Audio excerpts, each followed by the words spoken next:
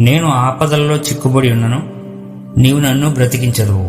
Hebrew భాషలో ఈ మాటలు ఎలా ఉన్నాయంటే, ఆపదల మధ్యలోనికి వెళ్ళినప్పటికీ మన కష్టకాలంలో దేవుడికి మనం మొరపెట్టాము. విడిపిస్తానన్న ఆయన మాటను బట్టి ఆయన్ని అడిగాము, గాని విడుదల రాలేదు. శత్రువు వేధిస్తూనే ఉన్నాడు. మనం యుద్ధరంగ నడిబొడ్డులోకి, ఆపదల కేంద్ర బిందువులోకి వెళ్ళిపోయాం. ఇక ప్రభువుకు మొరపెట్టి మాత్రం ప్రయోజనం ఏముంది? మార్త అంది కదా, ప్రభు నువ్వు ఇక్కడ ఉన్నట్టయితే నా తమ్ముడు చనిపోయేవాడు కాదు.